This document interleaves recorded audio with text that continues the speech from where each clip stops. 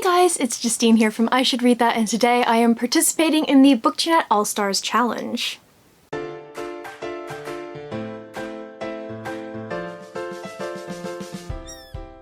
This challenge was started by the lovely Rachael Marie, and I will link her original video down below, which has all the information, but basically, booktubers, bookstagrammers, book bloggers, and people on book Twitter are basically raising money for COVID-19 relief. So she put together this challenge of popular books and authors that booktube is always talking about, and I'm going to go through the list and I'm going to talk about who I've read and what I thought, and who I haven't read and why. So this should be really fun.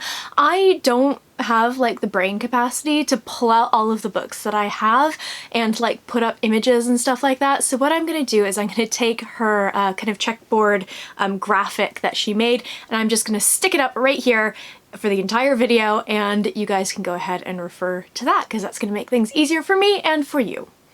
Alright, so the very first author on this list is Angie Thomas, who of course is the author of The Hate U Give and On the Come Up. I have read The Hate U Give and I loved it. I absolutely adored it. It is such a powerful book and such a important book, but it's also incredibly funny. The dialogue is incredible, her relationships with her family and her friends are wonderful, and it's a really eye-opening read. So I loved that book. I have not read On the Come Up yet, but I think it's like, it was right behind me for a long time, but it's one that I haven't picked up yet. For no real reason, I just haven't picked it up yet, but I do own it, and she has a new book coming out. I can't remember the title off the top of my head, but I'm very much looking forward to that as well. So she's an author that I really, really like. Next is Tahada Mafi. She is the author of the Shatter Me series, which I have not read. I would be willing to give them a try, but they are very low on my list of priorities of things that I want to read. I also don't own them, so I'd have to go ahead and pick up copies somehow and then read them. They also just don't really sound like things that I would particularly love. I might read them and be totally blown away, but I feel like they will probably be books that I would read and feel kind of meh about. So it might be on my list of things to read one day, but I haven't picked those up. However, I did read her contemporary book, which came out, I think last year, maybe the year before, A Wide Expanse of Sea? A Very Large Expanse of Sea. I don't know why I totally brain farted on that. But that is one that I read, and even though it is kind of outside of my comfort zone, it's contemporary YA, it was a book that I really enjoyed and would highly recommend. A lot of people were talking about it when it first came out, and it's been like radio silence ever since, but it was something that I did really enjoy. Next up is, of course, Leigh Bardugo. I have read the Six of Crows duology, so Six of Crows and Crooked Kingdom. I've also read The Language of Thorns, which is kind of the companion of short stories that is set kind of in the Grishaverse, which I did really like. I really enjoyed those. I don't think they're my favorite books ever. The shine's worn off a little bit since I read them, but I did really enjoy those. I read 1.5 books of the Grisha trilogy, and I hated it passionately. There seems to be this kind of divide between people, where people either love the Grisha trilogy and don't really like Six of Crows, or they love Six of Crows and don't really like the Grisha trilogy. There's a few people kind of in the middle, but that seems to be where the divide is. I really did not enjoy the Grisha books. They, to me, felt like, they felt old. They felt like sort of, I mean, they were a product of their time in terms of YA and where YA was at that particular point. And I feel like Six of Crows felt like a more mature series, a better written series. So yeah, I enjoyed this. I've thought many times about going back and rereading the first book and then finishing up the series, but I'm probably not gonna do that anytime soon. And I'm not gonna read King of Scars anytime soon. I'm just not really interested. Oh, and Ninth House. I DNF'd Ninth House, and I kind of caused a small Twitter thing by calling out the fact that there was child rape on the page very graphically when I was reading my advanced copy. That sort of blew up a little bit. But yeah, no, I never finished that, and I have no intention of picking that one up. Next up is Holly Black, who of course just announced yesterday, I think, that there's going to be a new like illustrated companion book to the Cruel Prince series, which is cute. I've only read the Cruel Prince series, or the Folk of the Air series, which I was very up and down with. I thought the first book was okay. I loved the second book so much, and then I thought the third book was really weak. I've not read her other Fae books. I've never read any of her other books. I think she wrote The Coldest Girl in Cold Town, which is a great title and I don't know anything about. And she wrote, I've got like a bind up somewhere over here of, I think, Tithe and The Darkest Part of the Forest, I think. And I've not read those. I plan to at some point because I don't really enjoy Fae books, although I am coming around a little bit. I think I just read some really bad stuff, which we'll talk about later. Yeah, I might pick those up and there's a good chance that I might enjoy them. So I'm not exactly an expert on Holly Black, but I've read her really big series. Next is Rin Chapeko, who is best known for the Bone Witch series. I actually read The Bone Witch a couple months ago and I really enjoyed it. I listened to the audiobook. It wasn't one that I think would go anywhere near my favorite series of all time list, but it is a series that I'm very intrigued by. I'm very interested to see where it goes because we're kind of getting half the story. It's split between her in the present, kind of in exile, and then her flashing back to sort of her childhood and getting trained in magic and all of that. So we don't really know what's going on in the present, and I'm really excited to see what happens there. I think it has a lot of potential to be a great series, but the first book was fun. I really enjoyed it. She's written some other stuff as well. So she had Wicked As You Wish, obviously. It came out in like March. I don't know why I didn't think of that.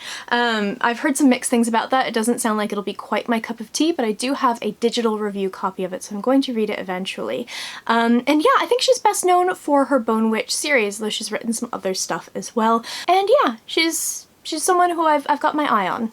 Next is V.E. Schwab. My controversial opinion, I don't like V.E. Schwab's books. It's funny because I love them in theory, so I keep reading them, and I end up not liking them. I thought A Darker Shade of Magic was terrible, and A Gathering Shadows was also terrible, and A Conjuring of Light was actually pretty good, which is kind of weird. I read them all for a book club, and we all kind of had the same opinions. I read the kids' book, City of Ghosts, which I thought was just okay. I'm sure I've read some of her other stuff before as well.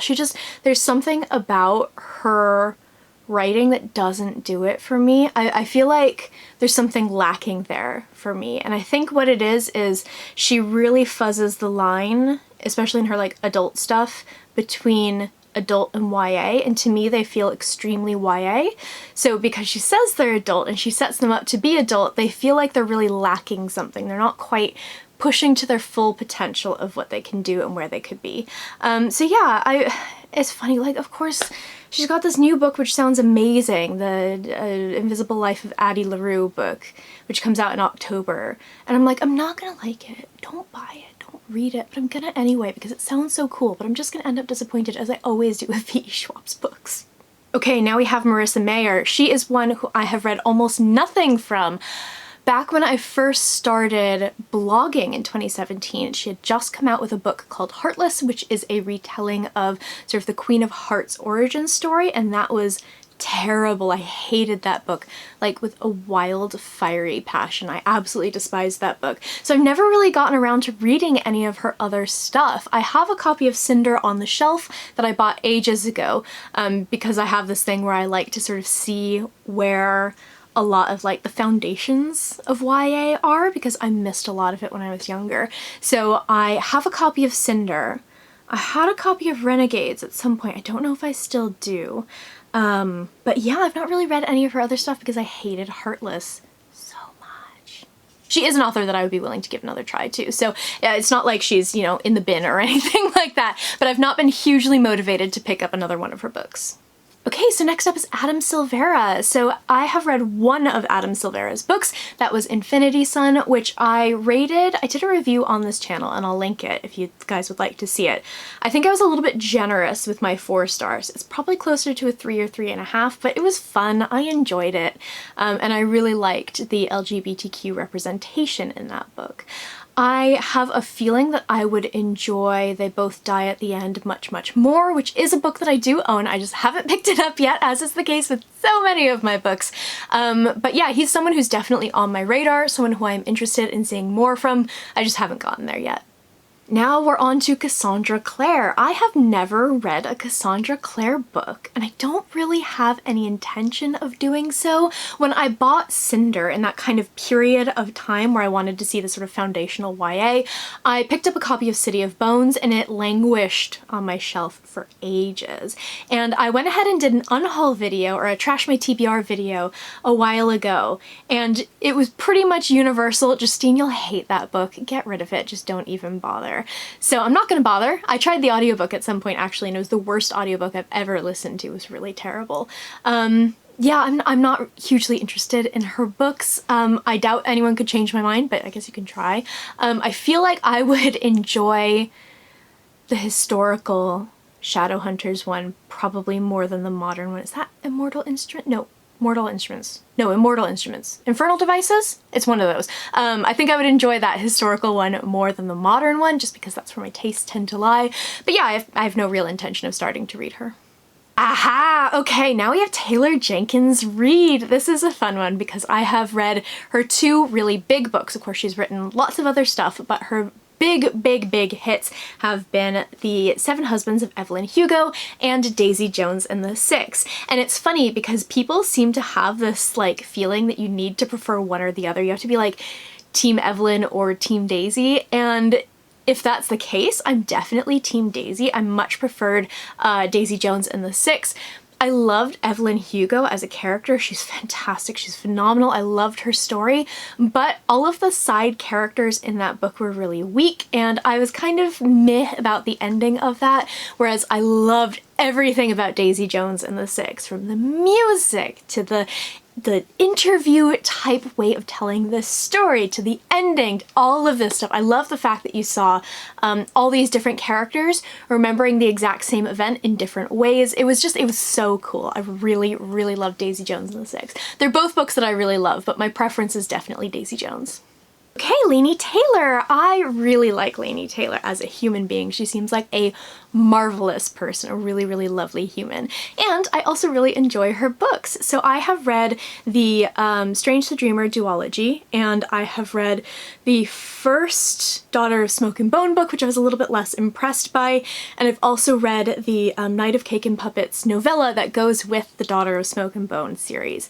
I loved Strange the Dreamer. It's phenomenal. It's fantastic. It's one of my favorite series ever. It's just so good and beautifully written, and I love so much about that.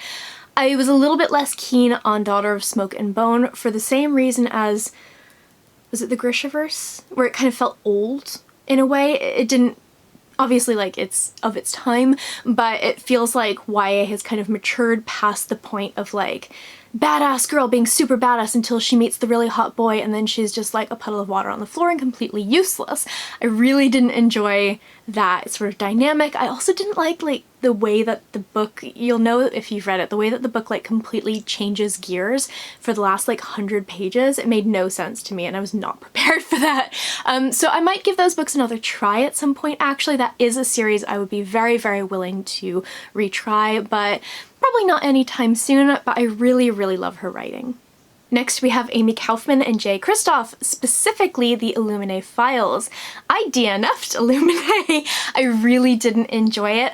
I fully expected to love it. I went in with such high expectations and they were absolutely not met. I really love sci-fi, I really enjoy YA, and I love mixed media books. But something about this, I just didn't give a shit about a single character in this book. I didn't care what happened. It could not keep my attention, and I was really angry at it. So I am not going to continue on with that series. I know that a lot of people are not thrilled with my sort of opinion of that book, but it was not for me. And I have a really funny relationship with Jay Kristoff's books anyway, so I guess it's not really unexpected. Next up we have Scythe by Neil Shusterman. I have another funny relationship with this series. I read the entire thing.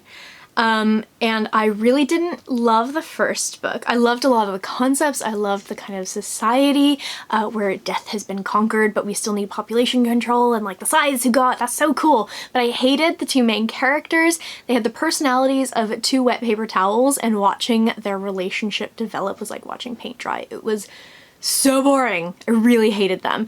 But the second book I really, really enjoyed. I much preferred that to the first. I love the way that it kind of moved the storyline along. And then the last book was so batshit crazy. I like had a hell of a time reading it, but it was mostly because I was tearing my hair out going, what the fuck is going on? Why is this happening?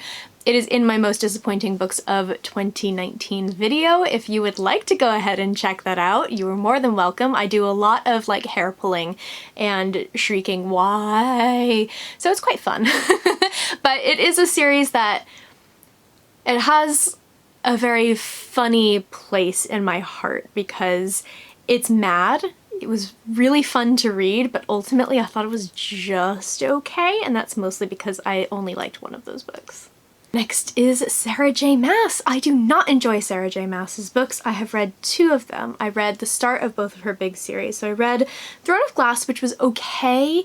It was just fine, but it was so silly. Like, having a book about assassins who don't assassinate anyone is so silly to me. I really, really didn't enjoy that. I think I would have liked that a lot more if it was written now and like maybe a bit grittier. I think I would have really enjoyed that because I like the concept of it just fine, but it just did not work for me. And then I read, oh my god, I'm blanking, A Court of Thorns and Roses, and I absolutely hated it. Like, to the point where I don't know why I bothered finishing it. I think I was at this point in 2017 when I had just started doing blogging and talking about books and stuff on the internet, where I felt like I kind of owed it to the book to finish because it was so popular. I really should have just DNF'd it, but like I was sat on the sofa reading it and would just kind of be like, ah, occasionally, and Scottish husband, who was then I think Scottish boyfriend, would be like, what's the hot fairy book doing? Why is it upsetting you? It is still known as the hot fairy book in our household. So yeah, she doesn't do it for me. I have no intention of reading her new book, and that's fine. Next is Sabaa Tahir. I have not read The Ember and the Ashes Quartet because I've been waiting for the last book to come out. I have the first one on my shelf and I've been really, really curious about picking it up. I've wanted to many times, but for some reason I felt like this is one that I definitely wanted to hold off on because I know that she's one of those authors who really loves to tear your heart out and stomp all over it, which like I love. Yes, please. But I wanted to make sure that I had all the books. I think it would be a really bingeable series. I'm really looking forward to that. I think the last book comes out this year, so maybe you'll get to see me read it this year. Next up is Shauna McGuire, an author that I really, really love. I have read 7 of her books, I think. So I recently finished Middle Game, which I have done a review for, which I loved. It's one of my favorite books that I've read this year, if not one of my favorite books that I've read in the past like 5 years. It was so, so good.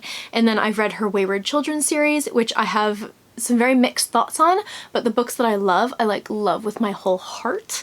And then I read one of her Mira Grant books, Into the Drowning Deep, which I think I've also done a review for on this channel, so I'll link that. And I did not enjoy that one. So I'm a little bit up and down with her, but her books that I love, like, again, I love with like my whole heart and soul. They're some of my favorite books ever. So she's a really interesting author for me. I am planning on branching out and reading some more of her stuff, and of course reading her new release that is coming out later this year that is linked to Middle Game, because that is very exciting. Next up is The Poppy War by R.F. Kuang. Of course, you guys know that I love The Poppy War. It was my favorite book of 2018, and The Dragon Republic was one of my top books of 2019. She is a great writer. I love the way that she, in The Poppy War, really flipped your expectations on their head, especially if you go into it thinking, like, okay, it's a military academy. It's gonna be kind of a YA-ish boarding school book. It is not, and I just love that. I love that although Rin is kind of made of rubber and it just bounces back from every horrible injury and situation she's ever in, I love her so much. I love how like awful she is. She's not a nice character, and that just like speaks to me on such an amazing level. I cannot wait to finish up this series, which I think the last book comes out in November maybe, and I'm like, I'm so pumped. I cannot wait. I love these books so much. And the last author is Jenny Han, who wrote the To All the Boys I've Loved Before series of books, which I have not read, mostly because they're contemporary YA and that just doesn't tend to be my thing. However, I did watch the first film and I loved it. I really, really enjoyed it. That kind of thing translates for me much better on film than it does to like books. So I'm probably not going to read this series, but I need to catch up on the movies and I hope that we are going to get the last one as well. So that is it for my Bookternet All Stars challenge. I hope you enjoyed this video. If you are able, I think that there is some information about donating some money to COVID-19 relief, and Rachel will be able to match it up to a certain point. I myself am going to be donating because I get paid very soon.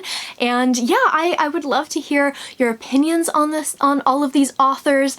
If you've read some of these authors, if you haven't, and also if you've done this challenge, let me know and I will go ahead and check it out. I post bookish content to this channel fairly frequently, so go ahead and hit subscribe, check back soon, and I will see you next time.